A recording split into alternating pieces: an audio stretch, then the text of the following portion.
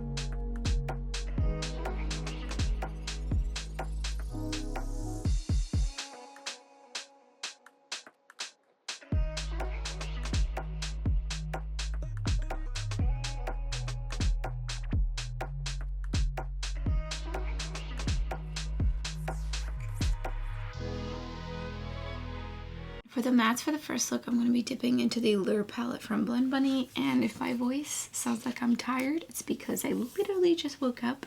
It's Wednesday morning before work, and I'm trying to film this video. I'm going to be creating a more neutral look, and I'm taking Pirate's Life, and I'm just going to throw this in the crease in the outer corner, and then I'm going to put a shimmer on top, and just going to be a really simple look.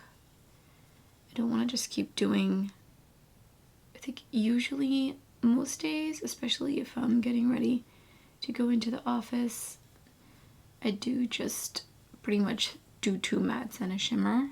I wiped off the brush and put on some setting powder, and I'm just gonna blend those edges out further. Putting on a little bit of Fahrenheit Pixie Epoxy because the shade I'm gonna use is definitely on the flaky side. I think generally speaking, this collection, I'm actually not really even sure if it has a name right now. There's definitely a lot more textured shadows in this collection. So I'm laying down Universal Light, and you can see it's picking up kind of scattered, which could be nice, but I don't really like prefer that unless that's specifically the look I'm going for, which is it's not. So this is how it applies with a brush on a tacky primer. I'd have to kind of keep going back and forth, but I'm just gonna go in with my pinky and see, this way I can also like kind of smooth it out already, and I'll get it to be much more opaque. I just gotta be careful not to put on too much, but I haven't even done my base makeup because I knew I was gonna be using these flaky shadows. So I thought, why just hold off instead of just immediately having shimmer particles everywhere? Like, I can already see them over here. I do want to just deepen up a little bit out here, so I'm going to take Black Sea, and I'm just going to put it on this lower corner and outer corner, and just like really controlled, I'm blending it into this outer corner. Just add a little bit of depth. Here's the first finished look.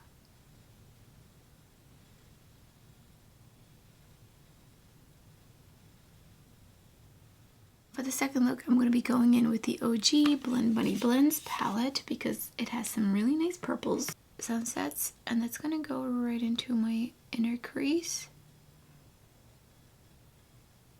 I'm going to be creating a purpley look. And then I'm wiping off the brush and I'm taking Signs, and that's going to go on the rest of my outer half of my lid. I'm just really focusing on blending that out. And then I'm going to go in with Bewitched and really just deepen out this outer corner. Getting a little bit underneath my lower lash line. In with a little bit more Signs, just like right in here. And then going in again with the Fairly Pixie Epoxy. Picked up Messier 2.0 on a silicone applicator. And I'm just gonna smudge that. Definitely works really well. And it really smoothed it out too, so I love this. This is from Bella Beauty Bar. They have like a whole just bundle of these with different shapes. And then on the other side, I took Quantum Rose and I'm gonna pop that right in here. I think I put on a little too much down here, but now I'm trying to just like spread it out. I definitely have some fallout as well, which is to be expected. That is such a pretty shade. I feel like it's looking a little clumpy in here. So I'm just gonna take my pinky to go over it. Here's the second finished look.